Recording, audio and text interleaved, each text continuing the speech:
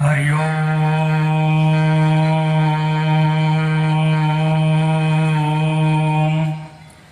भद्रं कर्णेभिः शृणुयाम देवा भद्रं पश्येमाक्षभिर्यजत्राः स्त्रैरङ्गैः दृष्ट्वा पुंसस्तनूभिर्वसे मयि देवहितं जलायुः।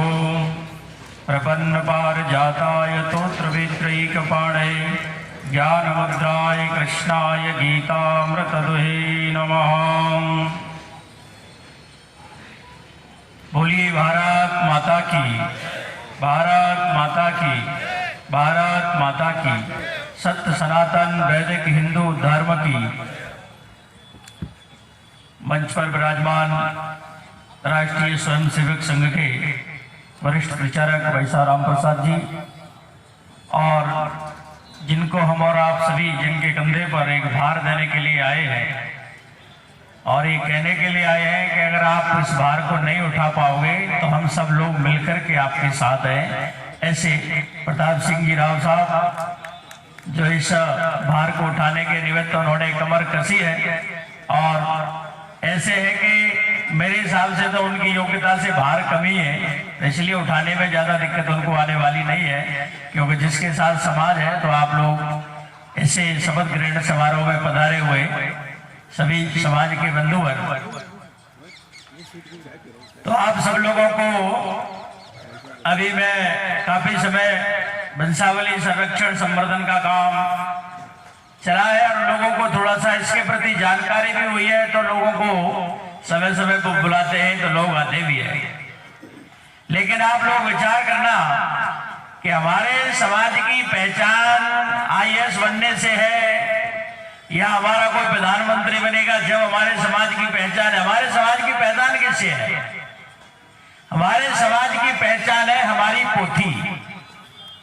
हमारे समाज की पहचान क्या है?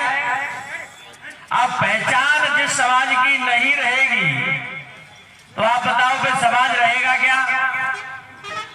समाज की पहचान के लिए अभी वहां जयपुर में जब बैठक हुई थी ना, तो ये विषय भी आया था कि इसमें माताओं को भी आगे जोड़ना चाहिए। आप कुछ लोगों ने कहा कि माताओं को नहीं जोड़ना चाहिए, कुछ ने कहीं जोड़ना चाहिए। तो सब से अंत में फिर ये विषय आया कि किसी की बेटी ने ये ज्ञान सीख लिया तो पति नहीं जानता था तो कोई बात नहीं थी, लेकिन उस बेटी ने पोथी का वाचन नहीं किया लेकिन पति को जाकर के वो ज्ञान दिया।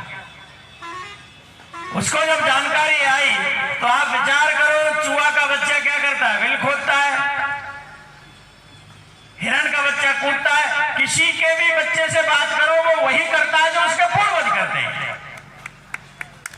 लेकिन राव साहब के बच्चों से बात करो तो वो करते हैं, बाबा करते होंगे, दादा करते होंगे, मैं तो इंजीनियर बनूं, आईएएस बनूं, आरएएस बनूं।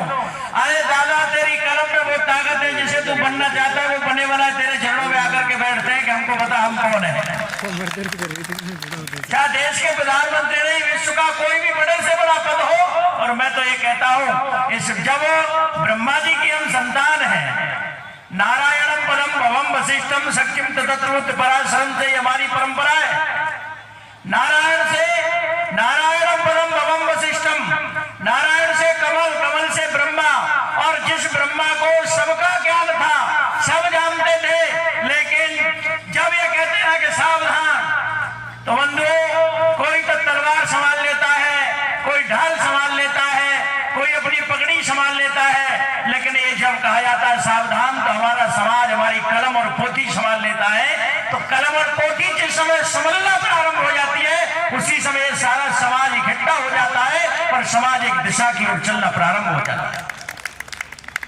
तो आज वजह क्या है कि हमारे आने वाली पीढ़ी ये काम छोड़ती जा रही है। आज कई सारे लोगों के पास में पोथियां रखी हैं, लेकिन उनको जब पूछते हैं तो उसका उनको जानकारी नहीं है कि वो लेख कैसे लिखा जाएगा। और आप देखो जिस क्षेत्र में मैं अभी वहां मीटिंग में बात आई कि कई सारे लोग, नकली लोग भी ये काम कर रहे हैं। कोई कहीं से आ जाता है, कोई कहीं से आ जाता है, तो हमारे असली और नकली के चक्कर में करे। मैं गया तो उन्होंने कहा 1 महीने पहले तो हमारे राव साहब आए थे, वो ये करके गए, काट देंगे। तो आप विचार करो, नकली लोग ज्यादा अपने चलनी चाहिए कि असली माल बिकना चाहिए?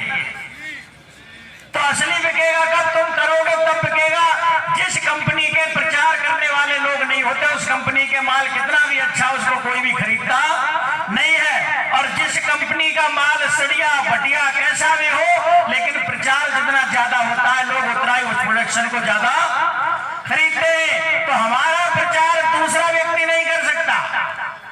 हम जैसे लोग आपकी महिमा बता सकते हैं समाज में जाने के बाद कि अगर कर्ण को ये बोध होता तो शायद ये महाभारत का युद्ध नहीं होता।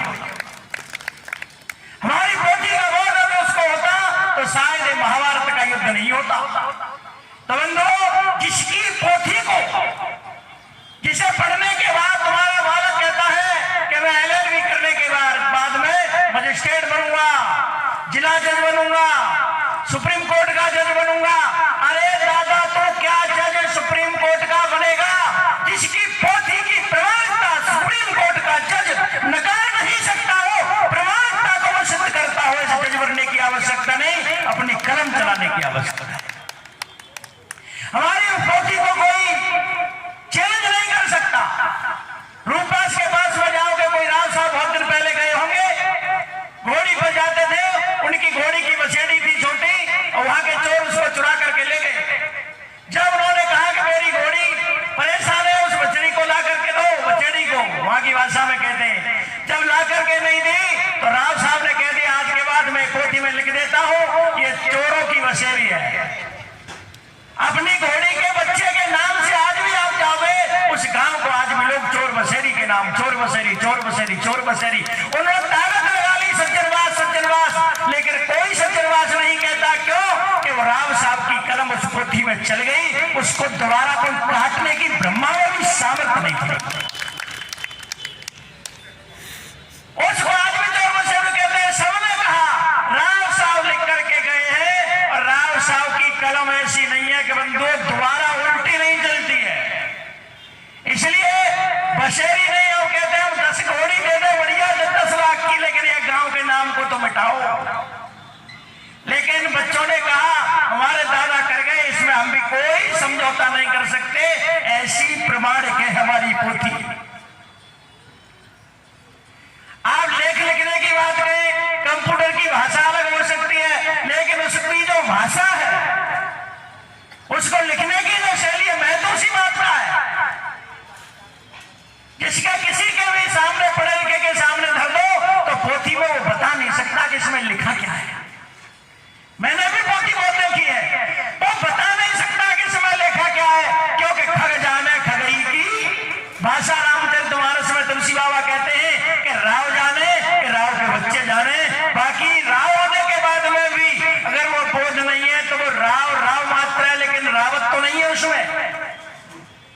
जैसे राम ने रावण के सामने जाने से पहले राम ने कहा अभी तक लोगों ने राम को देखा है, लेकिन कल लोग राम के रामत्व को देखेंगे।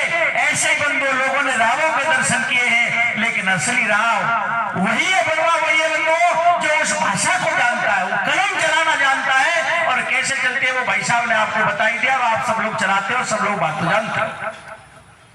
इसलिए ध्यान रखो, ये 4-5 ताकत होती है, उन ताकतों की बात मैं कह रहा हूं। सबसे पहली ताकत होती है बुद्धि की ताकत। तो मैं कहता हूं राव के सामने दुनिया की बुद्धि एक तरफ। हमारे सेठ जी आते थे तो वो पूछते थे महात्मा जी कैसे हाल चाल है, तो सेठ जी कहते थे अरे साहब ईश्वर की बड़ी कृपा है, 1.5 हाथ है, आधो हाथ है दुनिया पर और 1.5 हाथ है दुनिया पे। वो कहते थे अपनी भाषा में कि आधो हाथ तो भगवान ने दुनिया में धर रखो और 1.5 हाथ हमको दे रखा है। क्यों? कि सारी दुनिया का पालन पोषण सब कुछ कर रखा है। तो बंधुओं 1.5 बुद्धि रावों के पास है और आधी बुद्धि पूरे विश्व के पास है। कोई तो किसी का आविष्कार कर रहा है, कोई किसी का आविष्कार कर रहा है।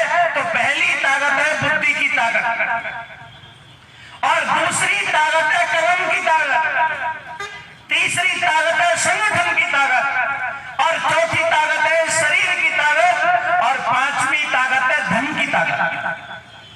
इन सभी ताकतों में कोई ताकतवर चीज है तो वो 2 चीज है बंधु, कलम और बुद्धि।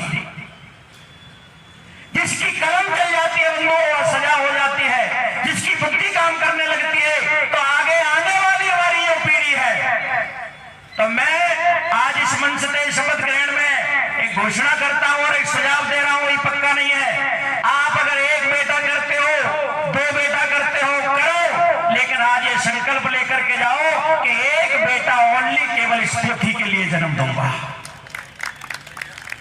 एक डॉक्टर इंजीनियर आज समय है शिक्षा का, लेकिन कम से कम मेरे खानदान की पहचान मिट गई तो फिर बंदो बचेगा क्या?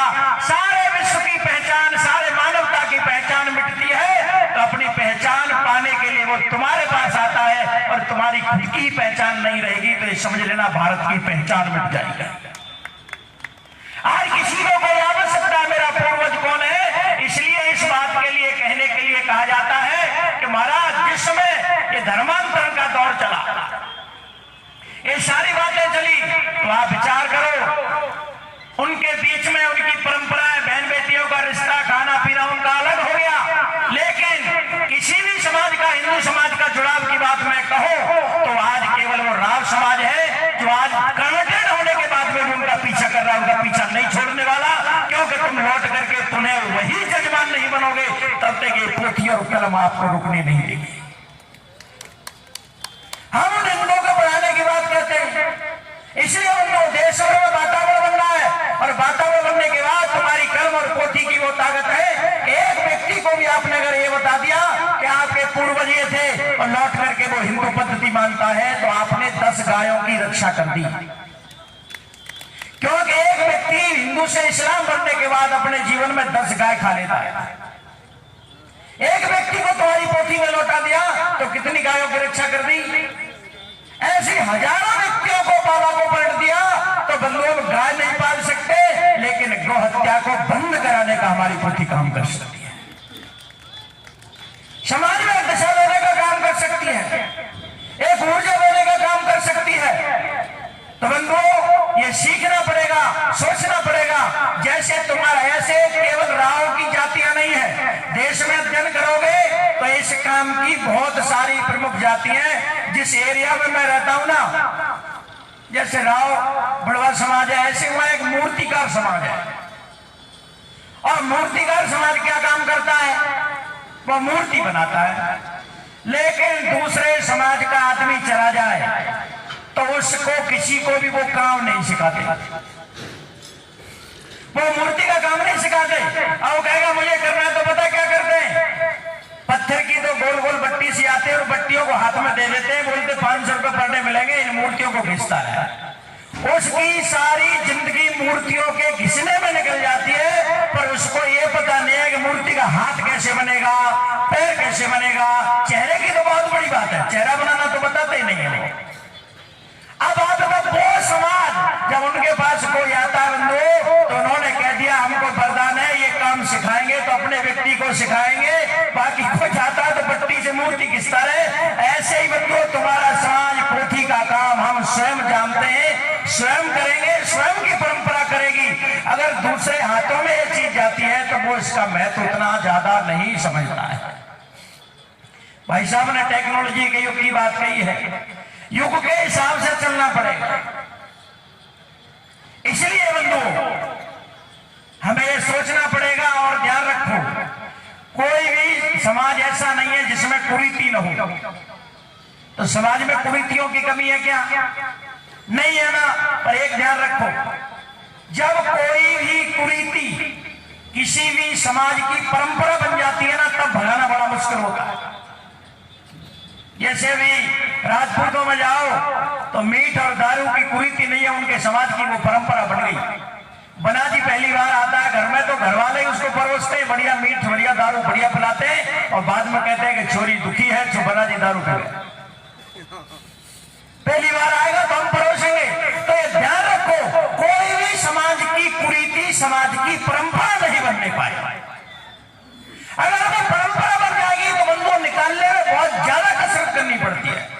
इसलिए कुरीति आती है तो उसका विरोध करो, चिल्लाओ। जैसे गाय हमारे बार बार गेट में से आती है, भगाते फिर आती है, लेकिन वो स्थापित नहीं हो पाएगी, बाहरी रहेगी।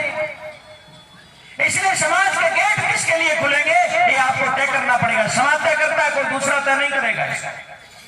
इस काम को कैसे आगे बढ़ाना होगा, मेरे प्रति जो विश्वास है वो विश्वास और दृढ़ कैसे होगा, ये स्वयं को चिंतन करना पड़ेगा।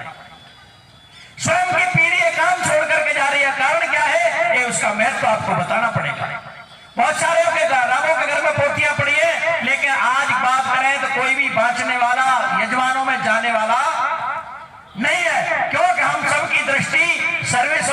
इस ओर चली गई। लेकिन ये बताना पड़ेगा कि कोई कितना भी बिजनेसमैन हो, चाहे कितना भी बड़ा सर्विसमैन हो, सब लोग हमारे यहाँ नीचे बैठते हैं और हमको ऊपर बिठाने के बाद तुम्हारा सम्मान करते हैं। तो सम्मान से बड़ा कोई दुनिया में दूसरा धन नहीं है। ये आने वाली पीढ़ी को अपने को बताना पड़ेगा। और जिनकी पोथी की कलम की ताकत इस भारत के निर्माण में, राष्ट्र के निर्माण में सहयोगी बनने वाली है। बंधु, काम तो बहुत कार्यकर्ता लगे हुए, मैं भी लगा हुआ हूं। मेरे वहां भी रामदास जी हमारे जगह आए तो मैंने कहा, मेरे पीछे वो गांव में आए, आकर के चले गए तो मैंने उनको कहा आपने गलती करी, मेरे को फोन करते आप। और फोन करते मैं फिर गांव वालों को बताता हमारे राव साहब आ रहे हैं जागा साहब, तो क्या करना है। तो पूरे गांव डीजे करता, स्वागत करता, मालाओं से ढांकता और तुम्हारे घर में जो 2-4 पोते हैं ना छोटे छोटे, उनको साथ लेकर के आप गांव आते। फिर गांव सारा आपके चरण होता, आपके पोते सम्मान को देते। तब वो कहते बेटा ये मेरा सम्मान नहीं है, ये मेरी पोथी का सम्मान है। ये पोथी नहीं होती तो मुझे सम्मान नहीं मिलता। ये पीढ़ी इस चीज को देखे। जिंदगी जमानों में तुम जाते हो, हम जैसे लोगों को पहले बुलाइए, हम उनकी भूमि को तैयार करते हैं आपकी को कि आपका सम्मान कैसा होना चाहिए, पोथी का सम्मान कैसा होना चाहिए।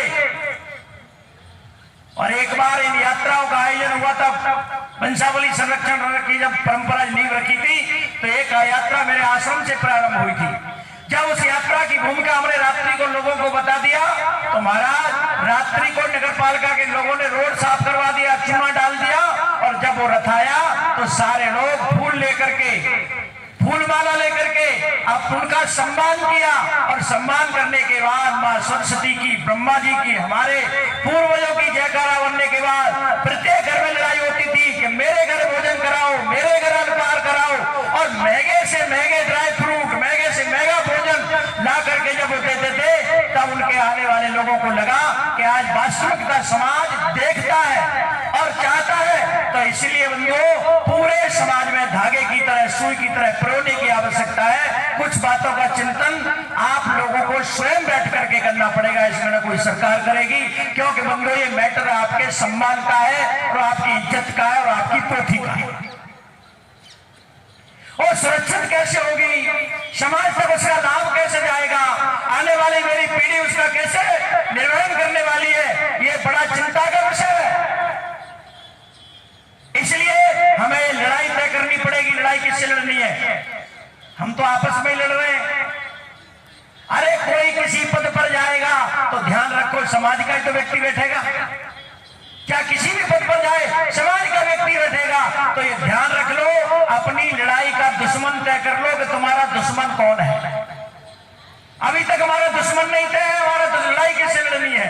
अशिक्षा से लड़नी है, बेरोजगारी से लड़नी है, कि इन पोथी की परंपराओं का जो क्षरण हो रहा है इसके लिए लड़नी है। अरे लड़ाई तो हमारी मूल धारा में है, लेकिन हम उससे नहीं लड़ते। हम आपस में रागद्वेष की लड़ाई प्रारंभ करते हैं। और रागद्वेष की लड़ाई नहीं चाहिए बंधुओं, संकल्प की लड़ाई चाहिए। मैंने ऐसा संकल्प किया है, तुम भी ऐसा संकल्प करो। आगे आने वाली पीढ़ी को भी यही संकल्प दिलाओ कि मेरा मान सम्मान जो भी कुछ है वो मेरी पोथी है। केवट कहता था राम जी से, राम जी मेरी तो कहीं वैल्यू है, हमारे पास वैल्यू है तो या नाव की वैल्यू है, नाव नहीं होती तो तुम मेरे पास क्या लेने आते। तो आज ये सम्मान सरकार पैसा राम प्रसाद जी माता बच्ची सब कर रहे हैं ना बंधु, ये आप लोगों के लिए नहीं, आपकी जो ताकत है और आपका जो सम्मान है वो पोथी केवल उसके लिए किया जाए। समाज उसको लेकर के आ गया है। इसलिए बंधु साल में एक बार यात्रा का आयोजन तो उसका करना ही चाहिए, भले क्षेत्र से करो, तुम्हारा प्रांतों को जोड़ के करो। उसका एक रथ होना चाहिए, ब्रह्मा जी का चित्र, मां सरस्वती का चित्र हो। और हो बात करेंगे बंधु राव कौन थे, भाट कौन थे, तो हमको चंद्र बदाई का नाम याद आता है। चंद्र बदाई का नाम याद आता है, जिसने मोहम्मद गोरी को कह दिया था कि मैं देखना चाहता हूं कैसा है तुम्हारा यजमान सप्तवेदी। तो मोहम्मद गोरी बोलता है तो महाराज हमारे जो पूर्वज थे चंद्र बदाई जी, उन्होंने कहा महाराज बादशाही की हुकूमत बादशाह होती है, ये महाराज पृथ्वीराज चौहान भी बादशाह है और आप भी बादशाह हो। क्योंकि वो जानता था कि कोई और आज्ञा देगा तो दूसरा मरेगा, इसलिए स्वयं आज्ञा दे और स्वयं मरे। इसलिए चंद्र बदाई ने मोहम्मद गोरी को कहा कि तुम स्वयं आज्ञा करना और फिर जाकर के देखना महाराज कैसे कैसे हमारे पूर्वज थे कि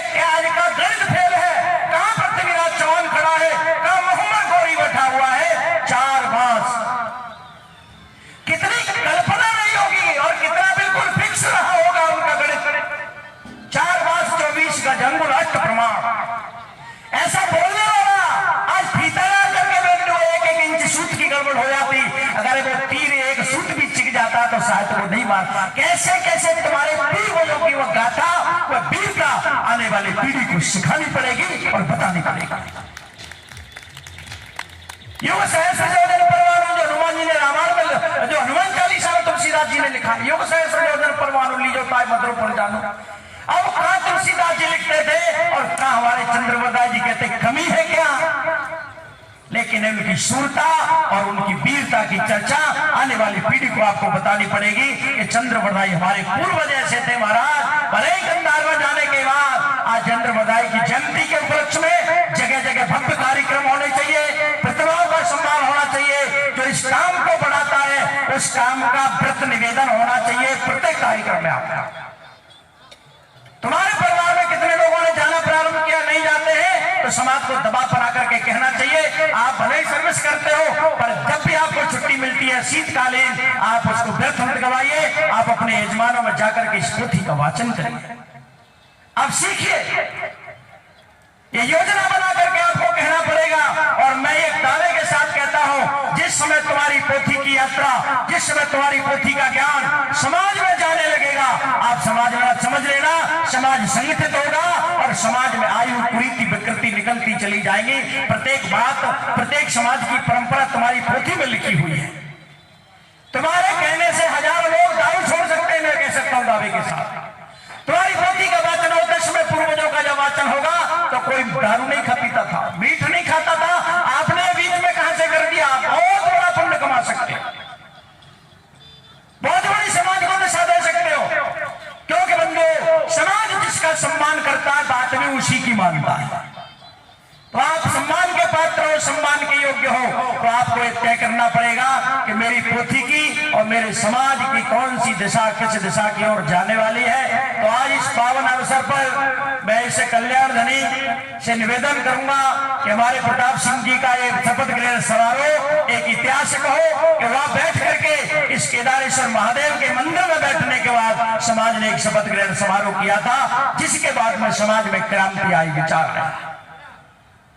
ऐसे तुम्हारी क्रांति और विचार आएंगे, बहुत बहुत दूर तक यजमान है। अभी देखो, मैं 2 दिन से एक परिवार रहता है अमेरिका, यूएसए, मैं उनके साथ रह रहा हूं। लेकिन वो रेणु गुप्ता जी ये बोलती थी, महाराज जी धन की परिवार की कोई कमी नहीं है, लेकिन बच्चे बिल्कुल पूर्वजों की बातों से कटे हुए, उनको यही पता नहीं है कि हम हैं कौन। हम घर में चर्चा नहीं कर पाए, समय नहीं मिला, पर आज बच्चे ये कि चर्च में चले जाते हैं, गोवा चले जाते हैं, लेकिन जब थोड़ा थोड़ा उनको बताया है, वीडियो सिखाया है, तब उनको बताया है कि हम इस समाज के हैं, इस समाज से हमारी शादी होती है, हमारा ये है। इसलिए कह रहे थे अमेरिका में भी हिंदू वहां के लोकल लोगों से ज्यादा संपन्न है हर क्षेत्र में, लेकिन इस इतिहास के मामले में सबसे ज्यादा करीब है। इस्लाम कहता है हमें निवास करने के लिए जगह चाहिए, हमारे लिए ये कानून चाहिए, हमारे लिए ऐसा चाहिए, ये चाहिए, ये चाहिए, ऐसा होना चाहिए। लेकिन विचार करो बंधु, क्या भारत में रहने वाले लोग जिस समय ये बात समझ जाएंगे कि जनसंख्या ही देश का भविष्य होती है, हिंदू को छोड़ के इस्लाम जानता है और ईसाईयत जानती है कि जनसंख्या ही देश का भविष्य होती है, इसलिए देश में देखोगे तो बहुत बड़ा विस्फोट हो रहा है, विस्फोट हो रहा है। गांवों में जाओगे तो कोई बेटी नहीं देना चाहता, बेटी की शादी करता है तो जमीन बेच करके करता है। वो माता जी बता रहे थे कि आसाम में और उधर हम जाते हैं, बांग्लादेशियों ने वहां के मूल निवासियों से उनकी जमीन खरीद ली, निठल्ले थे, काम नहीं करते थे, लेकिन आज वो खुद की जमीन में खुद नौकर बन के वहां काम कर रहे हैं, बताओ। इसलिए बंधु, मेरी पोथी, मेरा समाज, मेरी ऊर्जा राष्ट्र और देश और समाज के निर्माण में काम आए। और ये संकल्प रखो, सबको ये बताओ, एक एक बेटा तो कम से कम ये काम करने के लिए हम पैदा करेंगे, एक एक पुत्र को काम करने के लिए पैदा करेंगे। भले ही डॉक्टर इंजीनियर बने, पर एक काम तो हमारा ये पोथी वाला जो काम है, इसको सुरक्षा कैसे मिलेगी, समाज में प्रभाव कैसे बढ़ेगा, जहां जहां आपको लगता हो ये काम आप सब लोगों को विचार पूर्वक आगे चल करके करना चाहिए। तो मैं तो इस पावन अवसर पर संत होने के बाद आप सभी को बहुत बहुत साधुवाद, बहुत बहुत धन्यवाद। और मुझे बुला करके आप सारे लोगों के यहाँ दर्शन हुए, यहाँ केदार बद्रीनाथ महादेव के दर्शन हुए और प्रताप सिंह जी का ये कार्यक्रम मेरे साक्षी होने के बाद मेरे को लगा कि संत होने के बाद मेरे को शपथ ग्रहण कराने का भी आपने मौका दिया। तो बहुत बहुत साधुवाद, बहुत बहुत धन्यवाद। आप सभी धन्यवाद के पात्र हैं। आपका काम बढ़े, व्यवहार बढ़े, विचार बढ़े और आपकी पोथी का प्रभाव बढ़े, जो जल्दी से जल्दी घर वापसी का जो हमारा विजन है जिसके लिए हम लगे हैं, और घर वापसी जल्दी हो और हिंदू राष्ट्र घोषित होने के बाद में भारत माता परम वैभव की ओर जाए। तन समर्पित, मन समर्पित और यह जीवन समर्पित, चाहता हूं देश की धरती तुझे कुछ और भी दो। इन्हीं शब्दों के साथ वाणी को बहुत बहुत धन्यवाद महाराज श्री, आपके ओजस्वी और जोशपूर्ण भाषण